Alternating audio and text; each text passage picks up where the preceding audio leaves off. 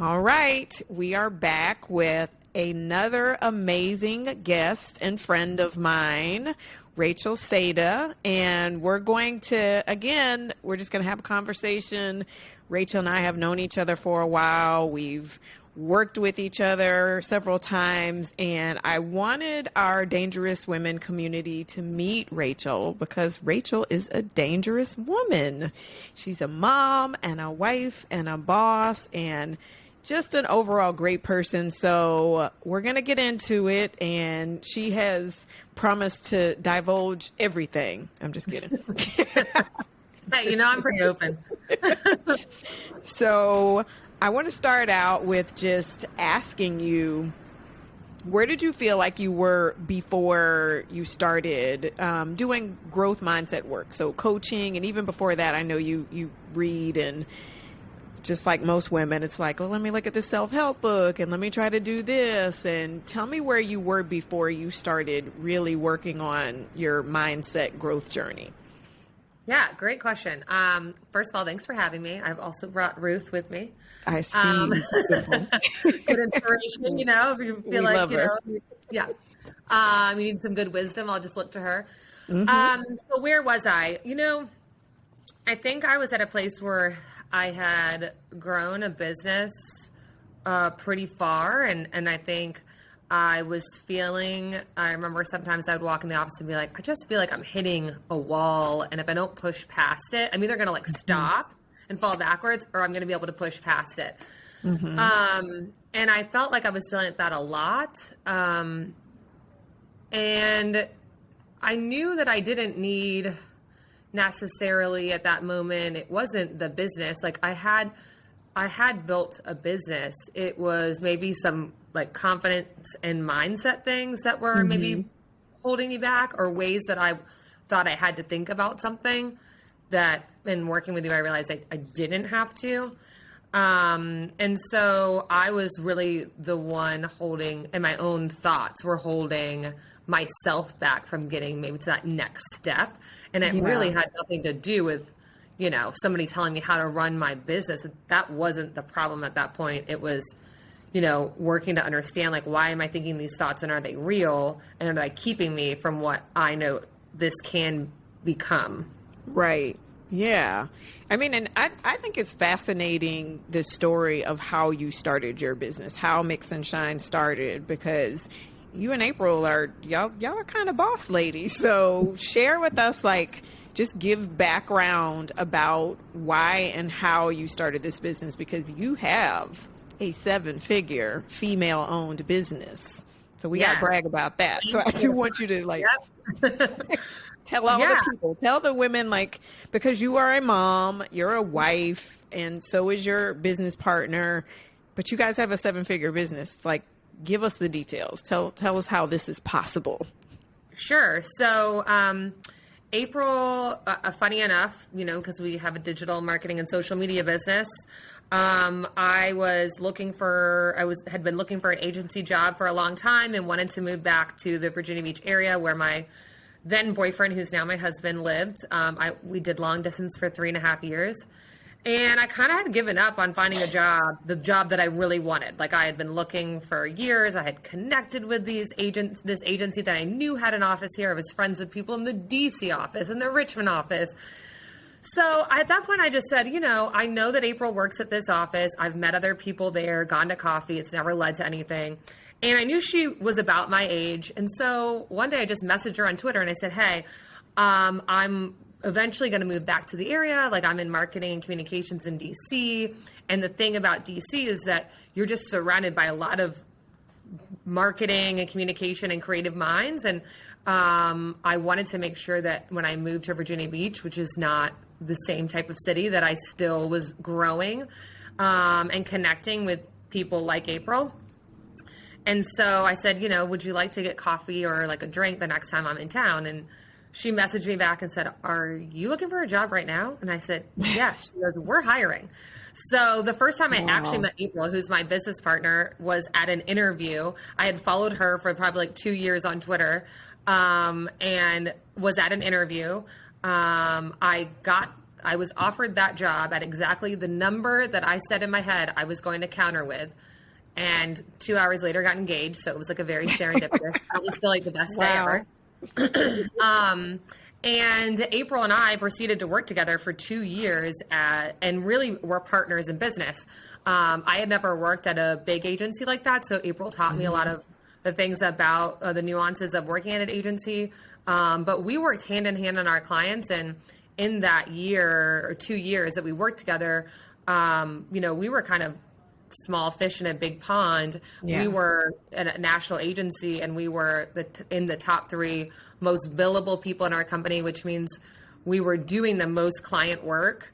And we had like swept awards in New York for multiple clients that we had, that it was just like me, April, and like a couple of interns on, to be honest. Wow.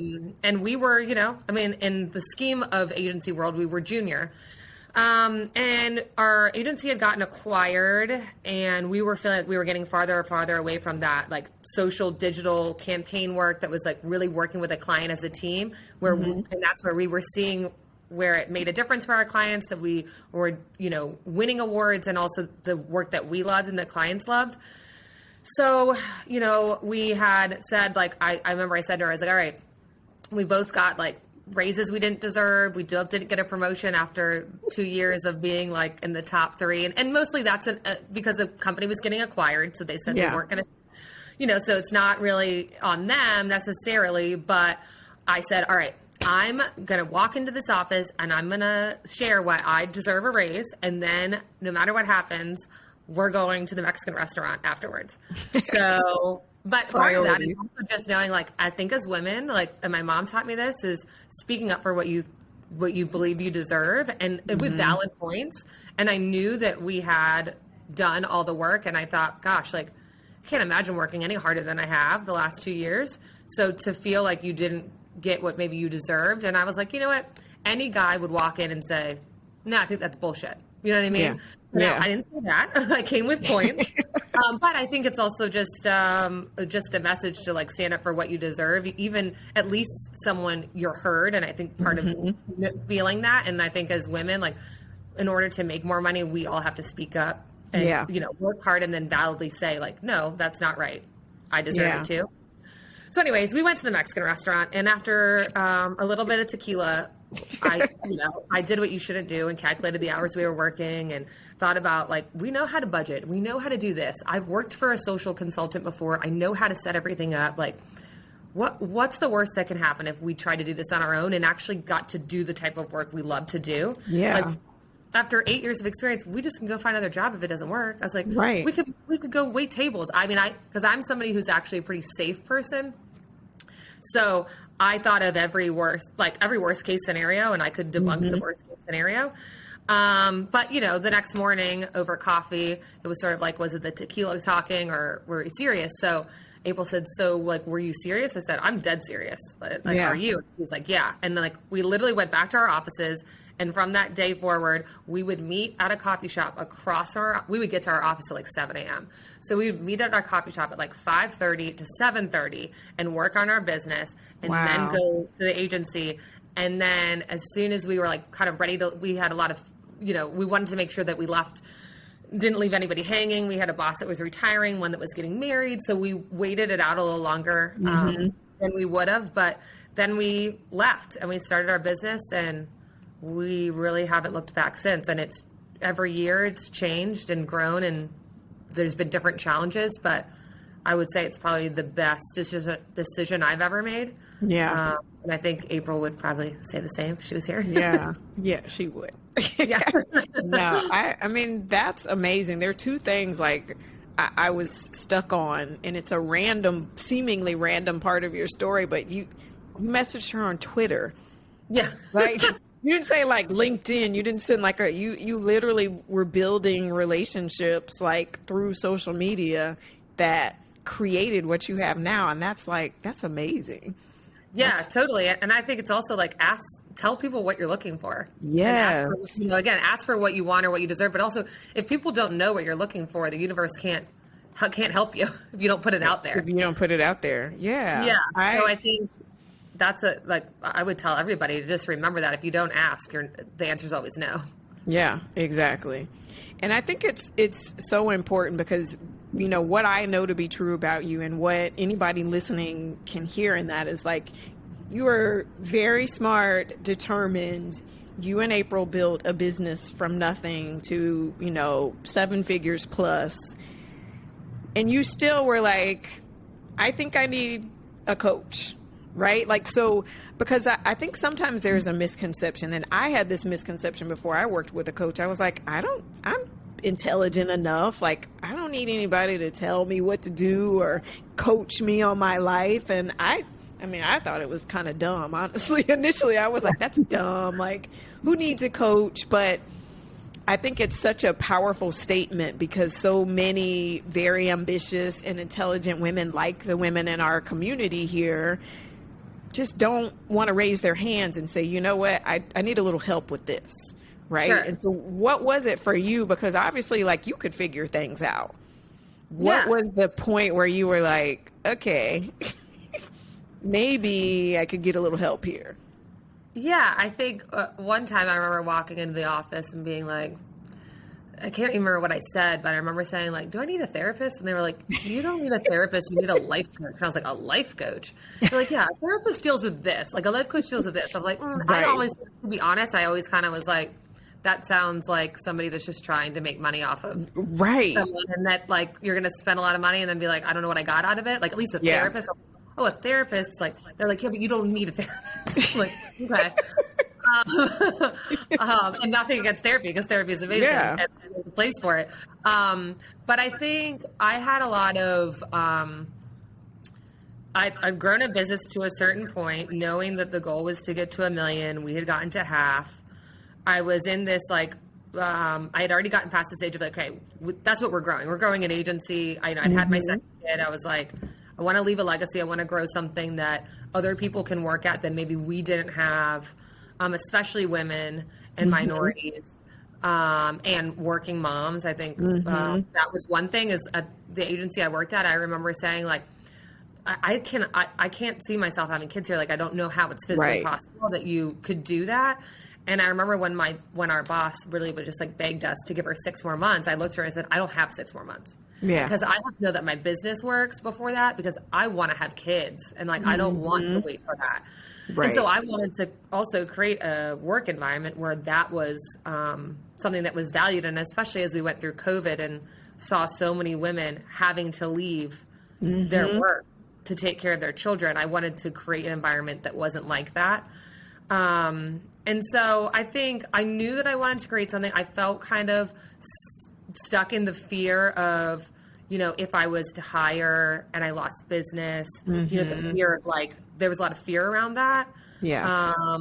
I had a lot of fear that I was like never doing enough. So I was working late nights, which was the point of not working at a large agency or somebody telling you what to do. And like, yeah, sometimes there are nights where I chose to do that because I don't know, went on a kid's field trip, but no, I was just working all day and all night. Yeah.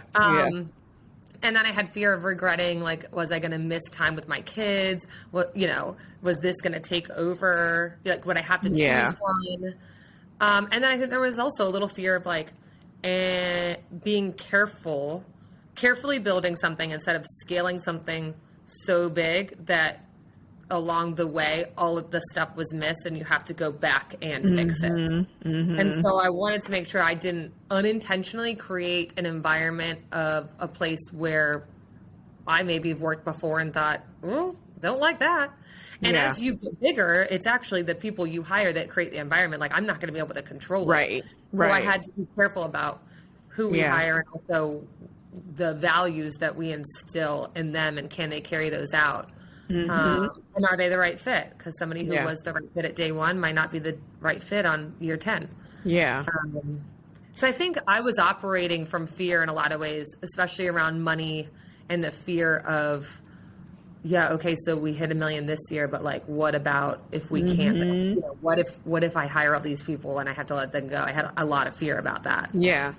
And I think, you know, when we talked, a lot of it was like when you're in the position that you're in as the CEO and as the leader, who do you talk to? Who is it that you can like, because you can't have these conversations with your team members. Like you don't want to have those types of conversations. So we had a lot of conversations around that. But what I think is hilarious is like, I think our first coaching session was more about mom guilt, and we were talking about dinner time. And yes, I eat dinner now with my kids. Isn't that funny? It's the smallest thing, but the biggest thing at the same time. Because again, this is my own thoughts. Like, you know, my kids were little, so there was sometimes, you know, they're babies. They go to bed at 6. Well, I can't cook dinner and do this, and now they're not going to bed till 8.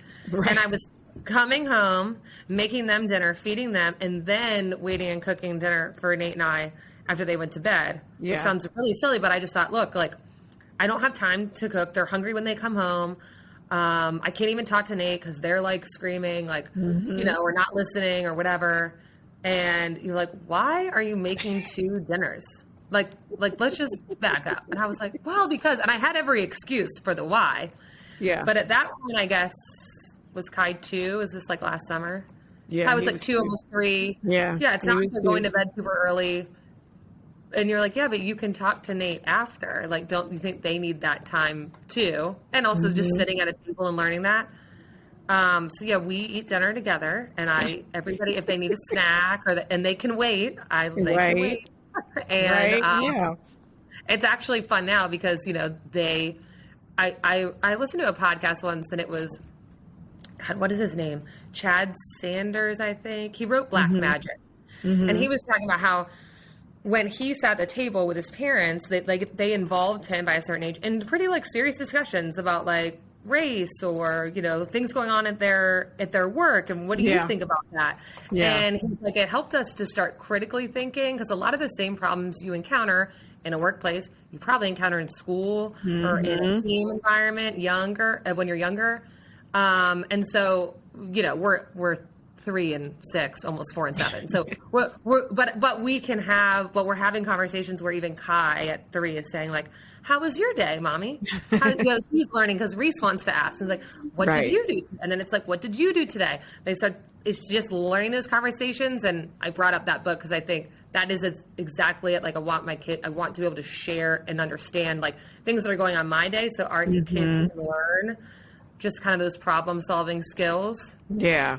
Yeah. And I love that because, you know, when we had the conversation, you did have like lots of seemingly valid excuses. They're starving when they come home, and I have to like, and it was so fun to like watch the realization. You're like, oh yeah, I guess they could wait, and I guess I could make one meal, and you know, it just goes to show how dramatic our brain, not just yours, but like our brains are so dramatic. And when you step back, it's like, oh, wait, this actually could work. And I love that you've taken dinner time and like created this environment where you're raising like really responsible human beings who actually care and are asking like, how was your day? There are adults that don't do that.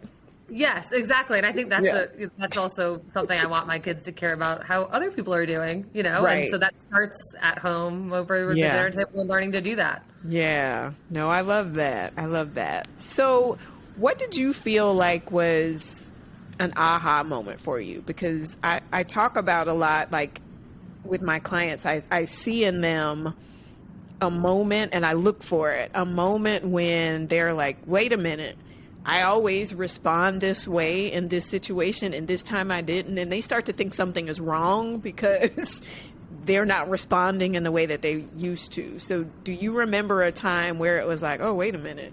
Okay, maybe like managing my mind actually works and is helpful for me?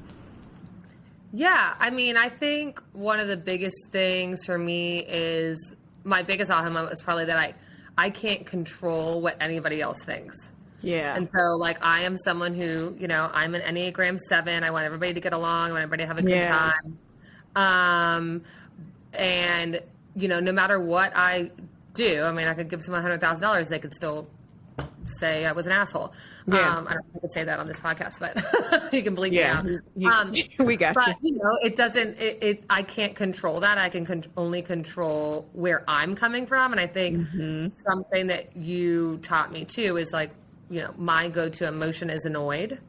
And coming at a conversation or a situation annoyed, like what is the outcome that's going to come from that based on how I'm acting? And it's like, maybe instead of annoyed, come from a place of like, hey, what we do is we deliver like really awesome work, and we don't, we want to be known for that. That lies on all of us at this team to do that. Like, how can we figure out like avoiding that problem in the future so that we have a happy client?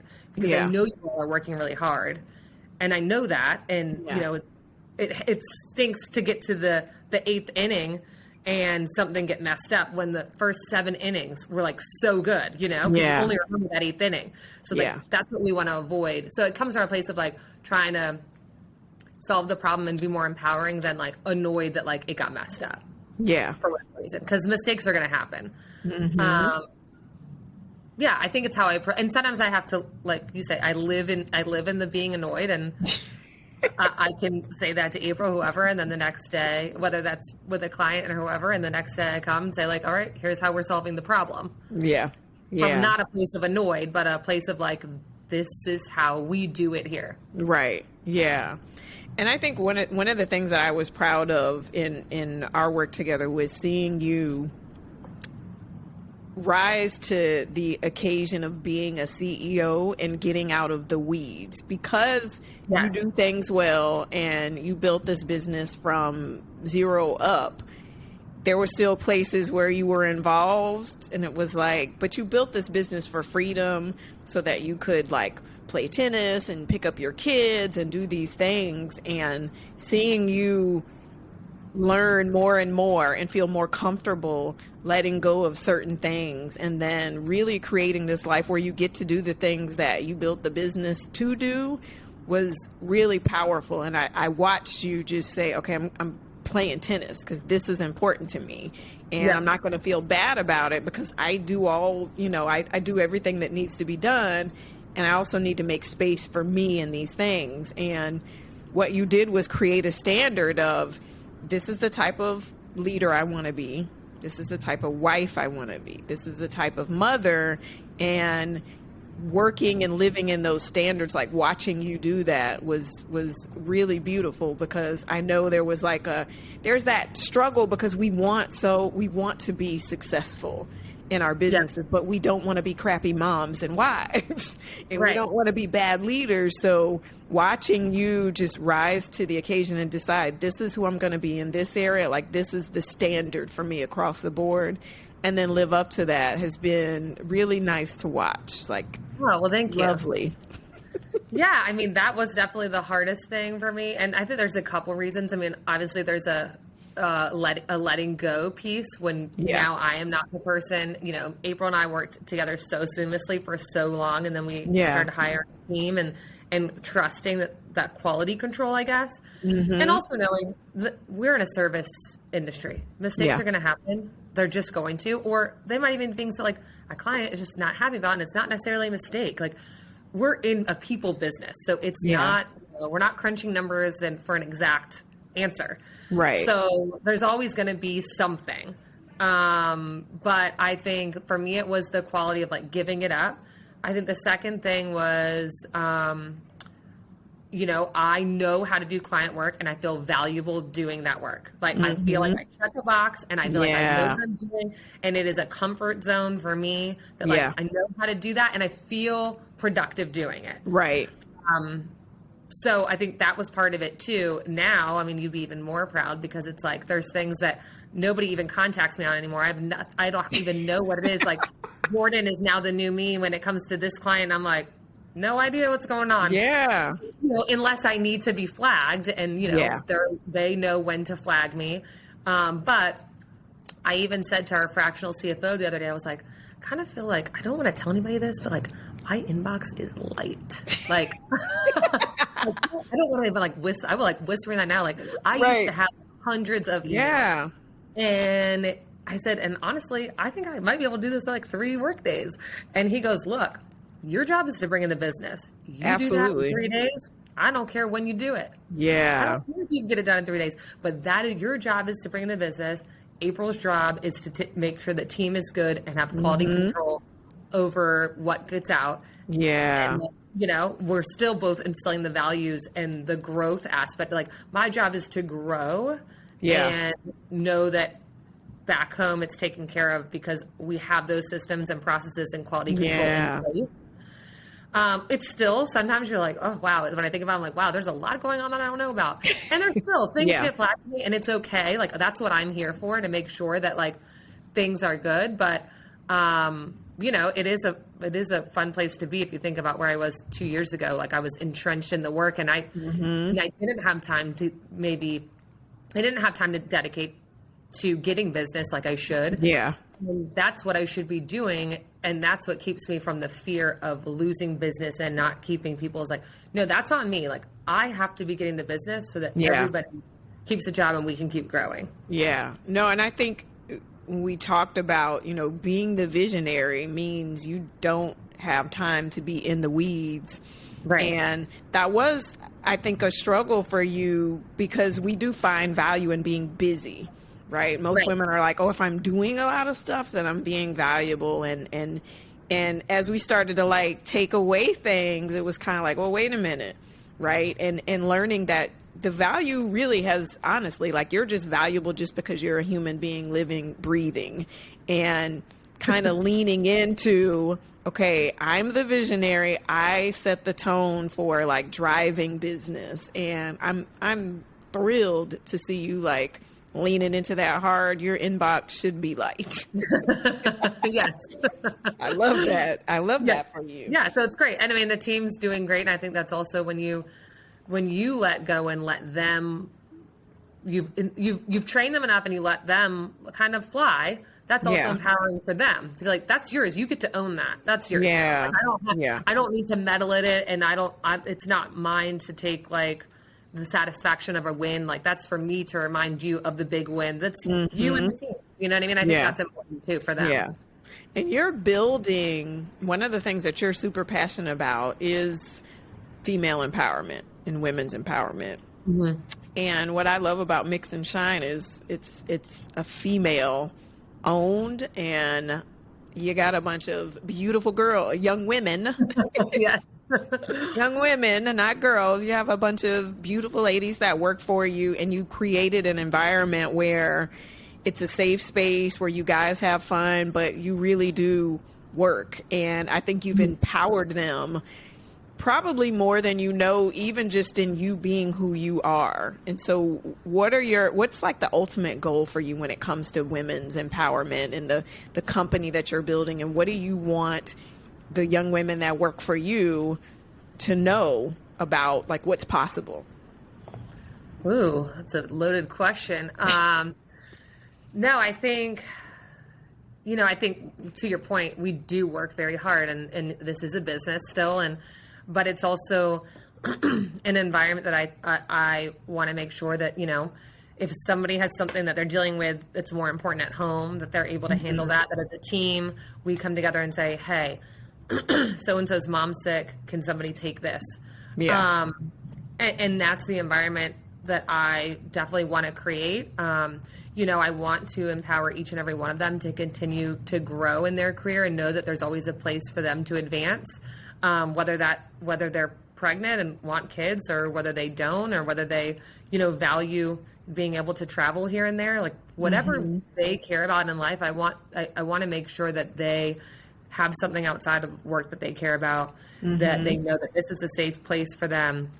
It's a place where we work hard, we do really great work, but that we also get to live our life and enjoy life, because I would hate for anybody, you know, there's definitely times that there are stressful things in a marketing agency, always in a service industry business, but to remember at the end of the day that like we get through it together as a team, and we're going to do what's best for the team, and I'm going to do what's best for my team so that they can service our clients the best. Like a lot of agencies there, and I think businesses that serve clients will say clients come first, clients come first, clients come first. But I've always felt that if our people don't come first, then they can't put our clients first. Right. Yeah. So my people are first. Taking care of them is priority number one for me.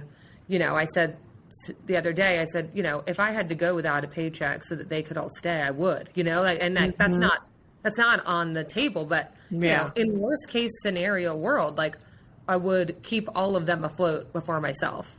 And I want them to all keep each other afloat and instill that. I think a really good example from the women empowerment piece for me was we had a new employee that started, and she had a lot of infertility issues and had a very stressful job before.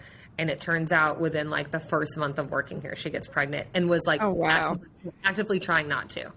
Wow. So she thought something was wrong with her. She was like, she was feeling all these things, like she was getting all these tests done. She thought something was wrong with her.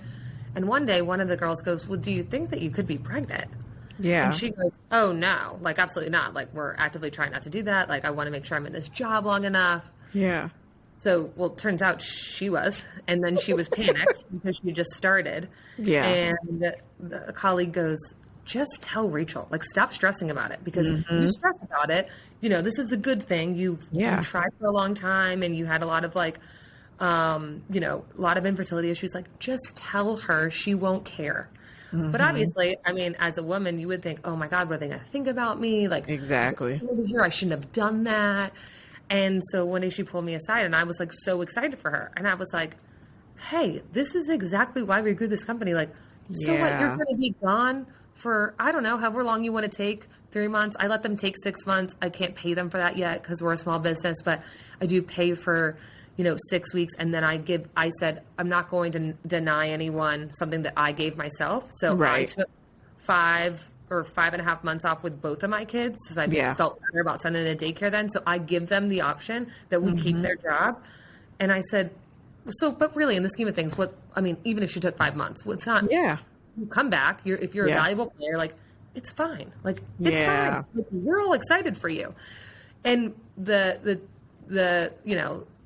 I guess the other side of that is that actually that's not fine most places. Right. Especially in America. I was told multiple times by female VPs, like, don't go getting pregnant. And I knew what that meant. That meant I wouldn't get promoted. I wasn't going to get a raise. Like, I was going to be passed up for something. Like, you shouldn't do that. Multiple times. So that is not the environment we're creating here. I want every person to be supported, whether that's because they want to become a mom or whether that's because they, I don't know, want to travel or do whatever it might be. But this environment is an environment where we support and empower women and make sure that they move up in leadership instead of suppressing them and saying, oh, well, you've been gone for 5 months, so you're not a leader anymore. Because that's, we all know, 5 months is not, if anything, I think being home with a kid makes you a much better leader and a much more efficient person at work. Yeah, I would agree. You don't have time to deal with anything that's not important. Yeah, so exactly. I think that was, and that to me was a big aha for me because that's not the experience that I had, and I felt, I felt really good that's how the environment that we created. Yeah. And that's, and she's still pregnant, so she didn't have a miscarriage, and everybody, and she kept saying, like, I think it's because I was in an environment that was stressful. Yeah. That's amazing. And, our bodies do crazy things, and we know that stress and that kind of stuff can really affect us health-wise. Yeah. So that was I'll probably tell that story till, I retire to everybody here because I want to make the point that, like, that is the kind of company we are.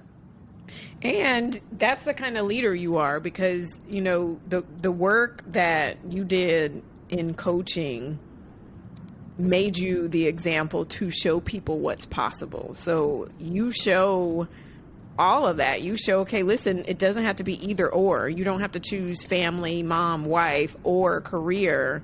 Like, the goal is let's figure out how to do all of this stuff without hustling, without burning ourselves out. Like, how can we do all of these things? And you do that beautifully because you have a successful business and you have 2 young children and a husband, and you go on vacations and you get to play tennis and you get to work hard, and then you also get to enjoy your life, and there's no guilt around that. There's no okay, I'm not doing this and I should be doing this. And I think that you doing that work for you and showing up as an example, you're showing all of the women that work for you and that know your story, what's possible. Yeah. Well, thank you. That's the goal. Well, you're welcome. That's the goal. So if you could give any advice, so we have a lot of women in all parts of the world and doing different things. Like, what's the one thing you would say that has helped you the most that they could do today? What is something they could do today that might help them, a thought that might help them just make it through the day? Well, my number one always go-to thing is to trust your gut instinct. I think, anybody can everyone will have something to share or tell you about what you should do. But at the end of the day, like, that you should trust your gut instinct and the best decision to be made. So you can take everybody's advice, but at the end of the day, you need to trust your own gut instinct. Yeah. And then I would say, I would go back to, like, ask for what you want. Like, where are you not? Where does everybody in your circle know what you're looking for or know what you're growing? Yeah. Is there an ask that can be made, or is there something you can do to help someone else that opens a door? I think it's important to ask and to put out what you want in the universe so that it can be returned, and then also to put it out there and do the same in return. Like, how can I help someone else? I have I'm often, and not a lot, but I'll have, maybe a young gal that started a business or is looking to get in the marketing field, and they'll say, hey, can I take you to coffee? And, to be honest, like, I know a lot of people that are, like, really anti that, like, no, like, it's not, my time isn't free. But I had a lot of people do that for me when I started out in the world and connected me with someone. And I think, there's a respectful way to do it. And so I said, okay, yeah, these are the times I'm available. If you put it on my calendar, I'll meet you for 30 minutes. And I just recently met with someone, and I think, she's young and started her own business, and that's a way that I can give back that other people gave back to me. Yeah. And it's 30 minutes of my time, yes, but I think if someone takes the initiative and they come prepared, again, if she didn't put it on my calendar, I wouldn't have showed up. I gave her that step to make. But I think it's important to, I'm not saying I'd fill my whole day with that, but also if we all need something and other people need something too. And I always think that pays itself forward. Yeah, even if it's just the energy you got from helping. I mean, absolutely. Yeah. Yeah. So it's like, ask for what you need and then give back, because it comes full circle. Yeah. Totally. I love that. So one more question. Okay. And you asked me this question when I spoke at your conference. So now I'm going to ask you. Okay. What song would make the best theme song for you, for your life? Oh my gosh. Okay. And by the way, I think I said Brick Houses. Yeah, you did. Okay. I would say the first thing that sticks on my mind is either Superstar by Lupe Fiasco or Champion by Kanye. And I just think it's just kind of like a good hype song. Like, if you're feeling down, like, you know what? We all need to remember, like, you are a superstar, keep going, or you are a champion. Nothing like some Kanye confidence to, like, get you started. I mean, it's next level. I mean, he has enough to share. So I'm going to take that snippet and I'm going to use it for myself. Yeah, exactly. But yeah, a good hype. I love a good hype song. I think it's a good workout song. It's a good, like, Monday morning, you got this song. I like it. It's a good walking into a big meeting saying, like, it's all right, I am a superstar too. You got to have somebody that holds a fan as you walk, so your hair's blowing and the music's playing in the background. Yes. Like, let's just make it live. You walk into a big board meeting. Yeah. Boss. Yes. Thank you so much. Tell our audience how they can find you, how they can follow you. You guys, you have a great Instagram. You guys, I mean, you got to follow, because they make the cutest reels and videos, and you get to see, like, you're going to want to work for Mix and Shine when you watch these things. Well, thank you. Yeah. So my email is Rachael, Rachael at mixandshine.com. So I can always be contacted there. Our website's mixandshine.com. Our Instagram and Facebook are Mix and Shine at Mix and Shine PR. And then our TikTok is Mix and Shine. So, long story short, Mix and Shine everywhere, because somebody in Spain is just sitting on the Instagram handle for the last 8 years, by the way, and not using it. But I'm not using it? I'm not. Yes, I'm not better. But anyways, Mix and Yeah, Shine. you're not annoyed at all at that, are you? No, no. Yeah, so we have a podcast, the Corporate Dropout Podcast. So we interview other entrepreneurs in all different industries and just learning lessons. Because I think, I always even say to the girls every Tuesday, and we have a kickoff meeting, I try to share, like, here's some learning lessons. And even if they were tough for a team member at the time, it's like, we don't want anybody else to have to go through this. Yeah. So, like, what's a lesson? And some of it's just something I learned about Instagram that I think everybody should know that will help your life. Some of it's tough learning lessons. Yeah. And we do that with our team, but like, if you're an entrepreneur, like, go listen to what other entrepreneurs went through. And I think that's what we like to highlight in our podcast. Because if you can avoid some mistakes, great. If you can learn from them, great. If you can sympathize and empathize with them, you feel like you're not alone. You feel like you're not alone. We knew the CEO at the top, it is lonely. So Yeah. even if it's connecting and hearing from other CEOs, I think that's always helpful to me. And that's like kind of why I selfishly started it. There's nothing wrong with that. Yeah, it's great. You're helping all of us. So yes. No, thank you so much. We'll put all of that in the show notes so that people can find you, Mix and Shine, and the Corporate Dropout podcast. Well, thank you so much. You are such an inspiration to me, and you have helped me so much kind of really become the CEO that I wanted to become and really stand on my own 2 feet as that person. So I can't thank you enough, and I'm just honored to be here. Thank you so much. If you found today's episode helpful, go ahead and hit that subscribe button and subscribe to this channel so you never miss an episode. And I'd really love to hear how you're doing. You can find me at Dr. Crystal Connor on Instagram, Facebook, and LinkedIn. I can't wait to hear what progress you've made. So until next week, see ya.